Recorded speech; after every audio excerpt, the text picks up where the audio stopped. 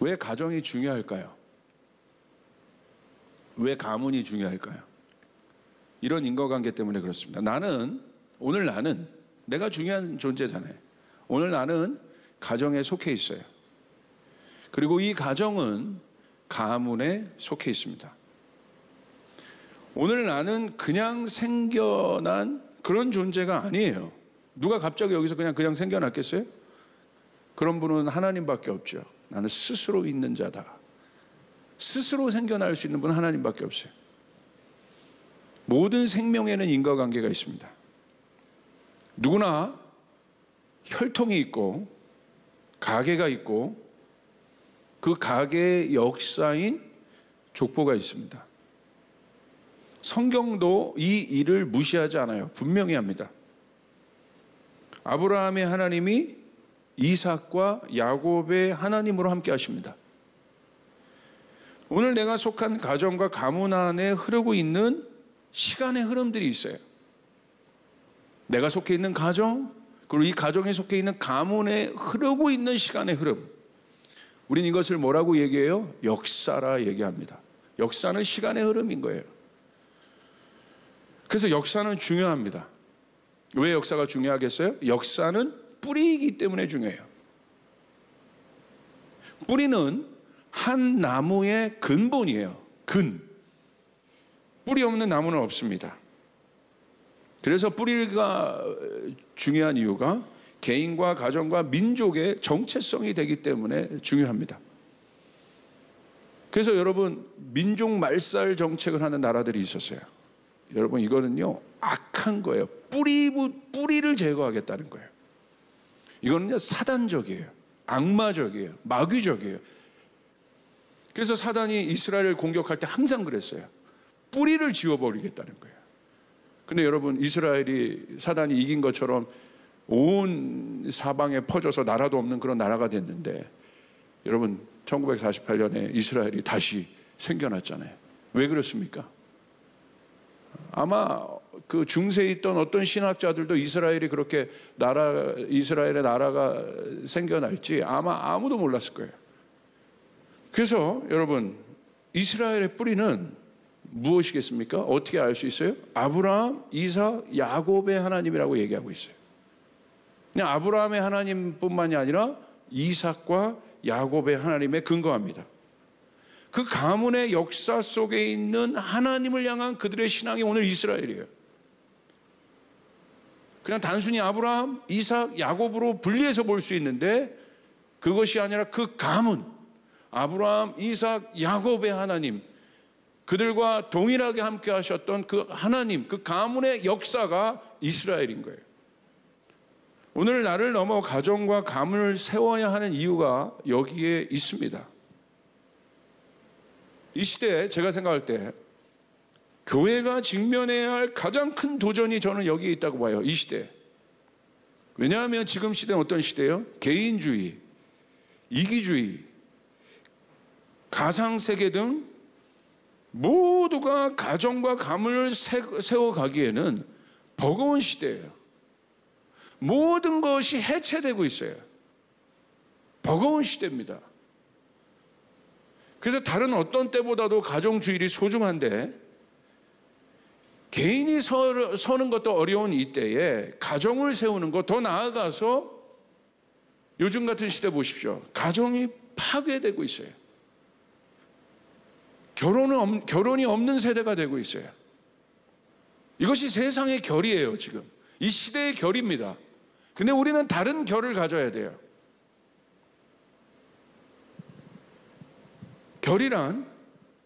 다른 결이란 뭐냐면 다른 가치관, 세계관을 가져야 된다는 거예요. 이 일에 대해서 기독교가 만들어야 할 길과 결이 있습니다. 결은 뭐냐면 시간의 축적으로 만들어진 흐름을 말해요. 아브라함과 이삭과 야곱, 왜 하나님이라고 왜 말씀하셨겠어요? 하나님이 그 역사 속에서, 그 시간 속에서 하나님이 내시는 결들이 있는 거예요. 이 세상이 만드는 결이 있어요. 그 결의 모임이 문화입니다. 문화는 그 세대가 살아가는 방식이에요. 그래서 오늘날 이 설교가 버겁다고 말씀드려요. 그러나 해야 되는 것.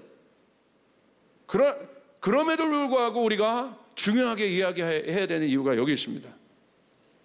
우리가 이 세대에 만들어야 될 결은 너무나 분명합니다. 나와 가정 그리고 가문을 세워야 합니다. 할렐루야. 할렐루야. 조금 더 우리 구체적으로 한번 들어가 보겠어요. 그러면 나는 어떤 세대인가? 뭐 나의 연령별 세대도 있겠지만 기본적으로 나는 어떤 세대인가? 뭐 자녀 세대, 부모 세대 이렇게 나눌 수도 있겠지만 기본적으로 나는 어떤 세대인가? 우리 모두가 중간 세대예요. 중간 세대란 뭐냐? 윗세대와 다음 세대가 있다는 거예요.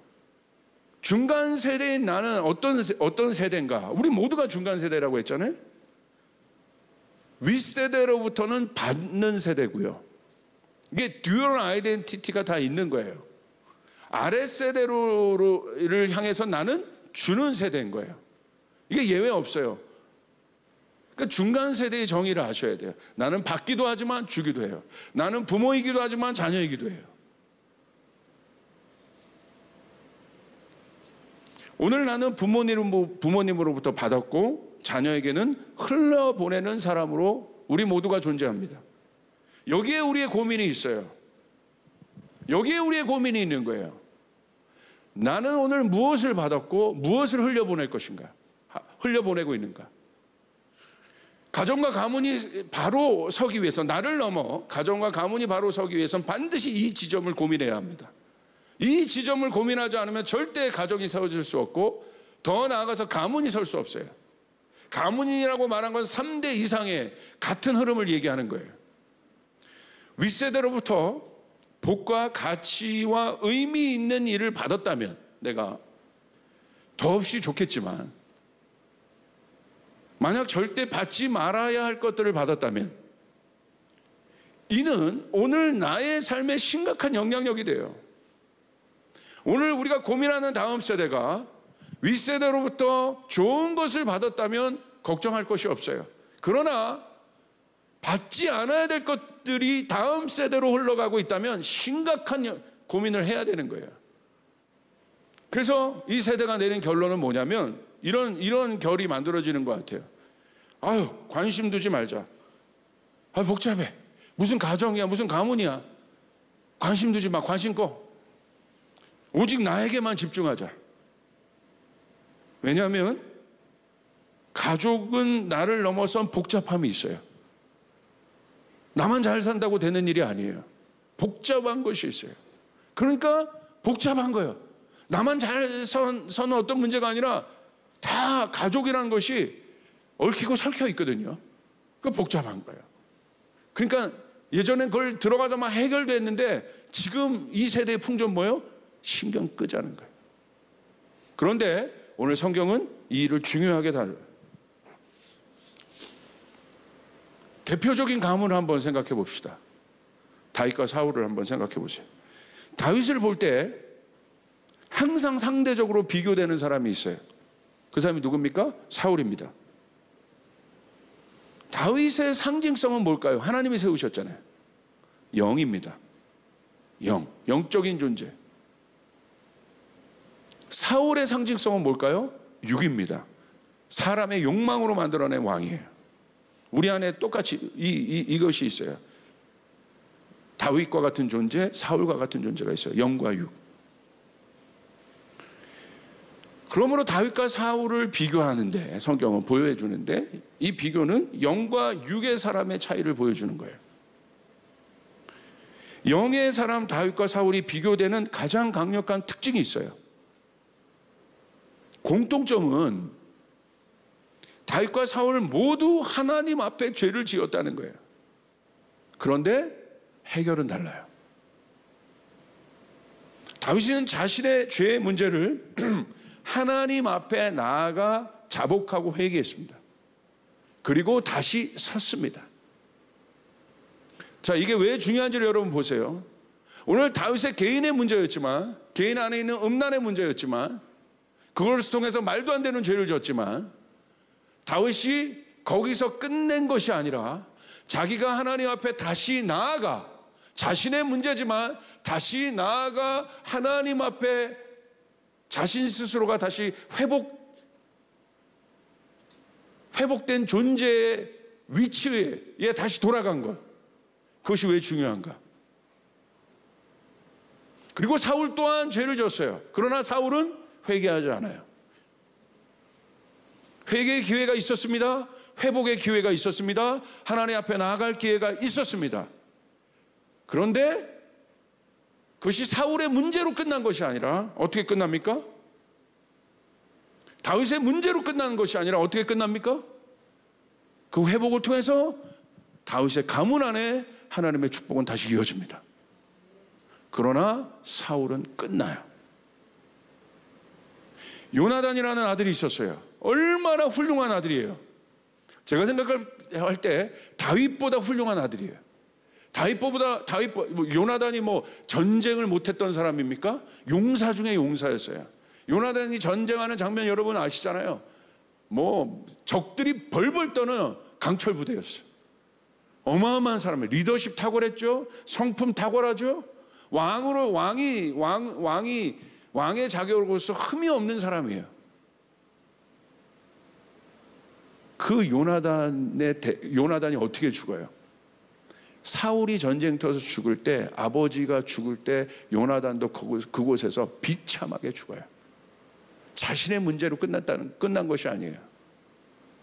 오늘 내가 주님 앞에 다시 서야 되는 것이 내 문제로 끝나는 것이 아니라는 얘기예요. 이건 굉장히 중요한 거예요. 오늘 성경은 다윗의 가문과 사울의 가문을 보여주고 있어요. 그 어마어마하게 훌륭한 요나단도 비참하게 죽는 거예요. 누구 때문에? 아버지가 똑바로 서지 못했겠다. 이 세대가 모두가 우리가 중간 세대라고 그랬어요. 윗세대로부터 받은 것, 또 흘려보내야 할 것. 나는 무엇을 받았고 무엇을 주고 있는가? 이 지점의 고민이 바로 어디로부터 출발합니까? 오늘 나의 회복으로부터 시작되는 거예요. 단순히 나의 회복으로 끝나는 것이 아니라는 거예요. 단순히 나의 실패로 끝나는 것이 아니라는 거예요.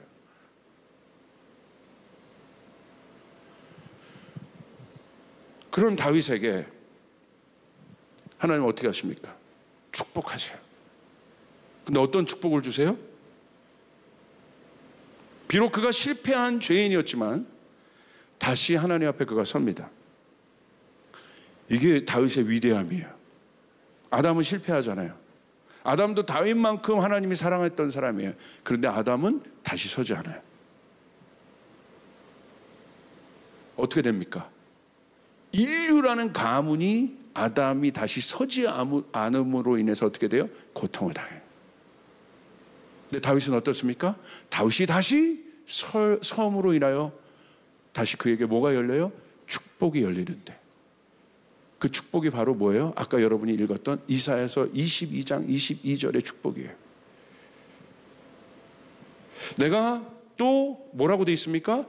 다윗의 집의 열쇠를 그의 어깨에 두리니 그가 열면 닫을 자가 없겠고 닫으면 열 자가 없으리라. 이 다윗의 열쇠에 대해서 여러분 아마 들어보셨을 거예요. 계시록에서도 이 다윗의 열쇠에 대해서 언급하고 있습니다. 빌라델비아 교회의 사자에게 편지하라. 거룩하고 진실하사 다윗의 열쇠를 가지시니 곧 열면 닫을 사람이 없고 닫으면 열 사람이 없는 그가 이르시되. 자, 이사야서 22장 22절과 요한계시록 3장 7절에 다윗의 열쇠가 나오는데, 여러분 열쇠라는 건 어떤 기능이에요? 문제의 해결을 열쇠라고 해요. 열쇠는 중요한 거예요. 문제가 있는 곳엔 열쇠가 있어야 돼요. 할렐루야. 오늘 다윗이 받았던 축복이 어떤 축복이에요? 열쇠가 주어지는 축복이에요. 그 말은 무슨 말이냐면 모든 문제를 열겠다는 거예요. 그래서 여기 나오잖아요. 다윗의 열쇠의 기능에 대해서 나오잖아요. 열면 닫을 자가 없고 닫으면 열 자가 없다. 여러분 뭘 닫아야겠습니까? 열쇠는 닫는 기능도 합니다. 여러분 뭘 닫고 싶으세요? 저주를 닫고 싶지 않으세요? 고통을 닫고 싶지 않으세요? 가난을 닫고 싶지 않으세요? 관계의 어그러짐을 닫고 싶지 않으세요? 여러분 그 문을 우리가 닫아야 되는 것이에요. 우울증을 닫고 싶지 않으세요? 가문에 오르는 슬픔을 닫고 싶지 않으세요? 열쇠인 거예요. 닫을 수 있는 거예요.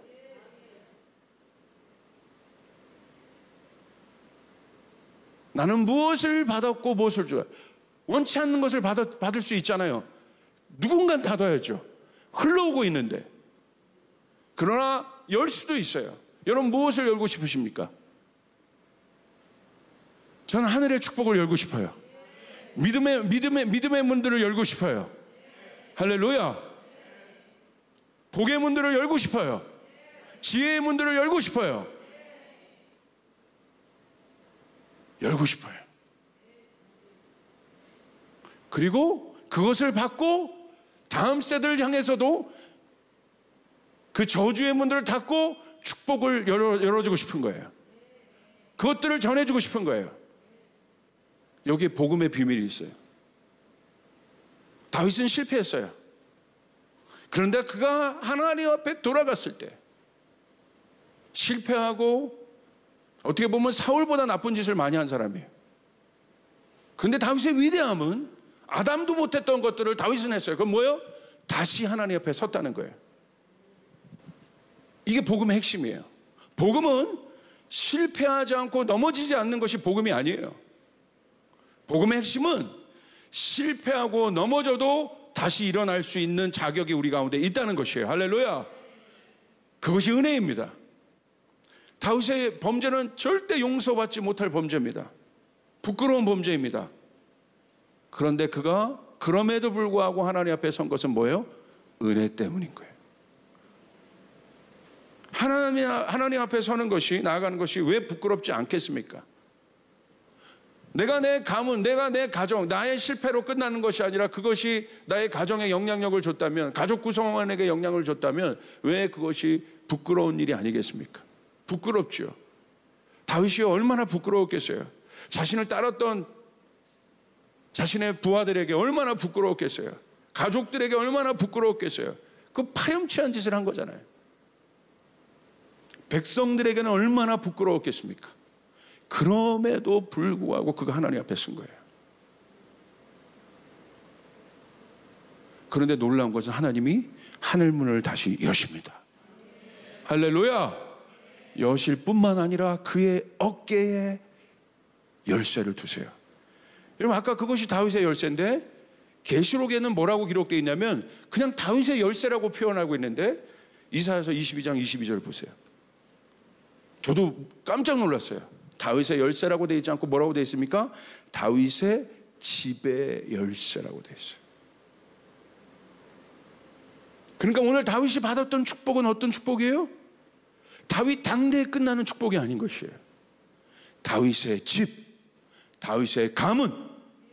할렐루야. 그 가문을 풀어주는, 오늘 다윗 한 명이 하나님 앞에 다시 섰는데 하나님은 어떤 축복을 주십니까? 열쇠를 주신데 어떤 열쇠를 주세요? 다윗뿐만 아니라 다윗 윗세대 아랫세대를 에게 주시는 하나님의 은총의 문들을 열어주십니다. 할렐루야. 하나님의 은총의 문들을 열어주신 거예요. 그 다윗의 집의 열쇠가 다윗으로 끝나는 것이 아니라 대대손손 이어지고 있는 거예요. 마태복음 1장 11절에 보십시오. 예수 그리스도의 계보에 대해서 나와 있어요. 예수 그리스도의 계보가 어떻게 시작됩니까? 아브라함과 다윗의 자손 예수 그리스도의 계보라. 아브라함은 뭘 말해요? 믿음의 세대의 시작을 얘기하는 거예요. 믿음으로 사는 세대의 시작. 오늘 다윗도 하나님 앞에 그가 부족하고 연약함에도 불구하고 그가 하나님 앞에 나갈 수 있었던 건 뭐예요? 하나님에 대한 믿음이에요. 그리고 누가 그 가문을 통하여 나옵니까? 예수 그리스도. 믿음이란 뭐냐면요, 나의 상태와 상관없는 하나님의 전적인 은총을 신뢰하는 마음을 말해요. 오늘 여러분이 하나님 앞에 쓸 수 있는, 하나님 앞에 나갈 수 있는 조건은 딱 하나입니다. 믿음입니다. 나의 행위가 아닙니다. 나의 어떠함도 아닙니다. 믿음. 하나님께서 나를 살리신다. 하나님께서 나의 가정을 살리신다. 하나님께서 나의 가문을 살리신다. 하나님이 우리의 부모님을 살리신다. 하나님이 나의 자녀를 살리신다. 믿음. 다윗의 그 믿음을 통해서 하나님이 하늘의 문을 여시고 다윗의 어깨에, 다윗의 집에 열쇠를 두십니다. 그리고 그 열쇠, 모든 것을 풀어내는, 다윗의 좋은 것도 풀어내지만 다윗의 저주는 또한 묶는 그 열쇠, 그 열쇠가 누구에게 현실화가 되고 실제화가 됩니까? 예수 그리스도. 예수님은 오셔서 우리의 모든 죄를 담당하셨습니다. 누군가는 아담 이후로 흐르고 있는 이 사람의 역사에 흐르고 있는 이 죄의 흐름을 받아내야 했어요. 누군가는 필요했어요. 예수님이 두 번째 아담으로 오셔서 이 인류의 모든 죄를 받아내셨어요. 그게 다윗의 계보예요. 그리고 어떻게 하셨습니까? 잠그셨어요. 할렐루야. 그리고 어떻게 하셨습니까? 축복의 문을 열어주셨어요. 그게 열쇠예요. 다윗의 집의 열쇠. 누굽니까? 예수 그리스도. 이번 가정주일 주제가 오션이에요. 바다는 무엇입니까? 가장 낮은 곳에 있어요. 바다로 모든 물들이 모여요. 좋은 물도 있겠지만 오염수, 폐수들도 흘러들어와요. 모두 어디로 모입니까? 바다로 모입니다. 우리 대코팀이 너무 잘했어요. 이게 물방울들이에요. 이 물방울들이, 작은 물방울들이 더 모여서 흘러가요. 쭉. 그리고 어디로 갑니까? 저 십자가. 작은 물방울들이 흘러서 마지막으로 어디 가요? 십자가로. 다윗의 가문 안에 있었던 모든 좋은 것, 나쁜 것들이 다 흘러가요. 어디로? 예수 그리스도에게로. 이것이 다윗의 계보인 거예요. 할렐루야. 근데 저 십자가에서 어떻게 됩니까? 모든 오염수와 폐수와 저주와 이 모든 것은 닫히고 생명의 물만 흐르게 하는 것이에요. 할렐루야. 여러분의 가정 안에 흐르게 하는, 여러분 가정에 있는 축복의 열쇠가 무엇입니까? 십자가입니다. 아멘. 그러므로 사랑하는 여러분, 오늘 여러분이, 우리 모두가 하나님 앞에 바로 서고 있다면, 목사님이 저만 예수 믿어요, 그렇다면 여러분 낭망하지 마십시오. 여러분의 신앙을 통해서 여러분 가정과 가문 안에 다윗의 집의 열쇠의 축복이 있게 될 것입니다. 할렐루야. 혹시 하나님 앞에 멀어져 있다면 다시 돌아오십시오. 그리고 다시 서십시오. 여러분이 서고 내 자녀가 다시 서게 하고, 또 부모님이 그랬다면 부모님도 격려하셔서 다시 서게 하십시오. 그래서 다윗의 집의 열쇠의 복이 여러분 가운데 흐르게 하십시오. 아브라함과 함께 하셨던 하나님이 이삭과 함께 하시고 야곱과 함께 하시는 그 믿음의 가문의 축복을 여러분 받으시길 바랍니다. 나는 무엇을 받고 있고 무엇을 흘려보내고 있습니까? 이것에 대한 해결은 예수 그리스도, 다윗의 집의 열쇠. 여러분이 그 예수를 자랑하고 올리신다면, 여러분 다윗의 집의 열쇠가, 그 열쇠를 통하여 여러분 받았던 그 축복이, 실제적인 축복이 우리 조이풀 가운데 있기를 주님의 이름으로 축복합니다.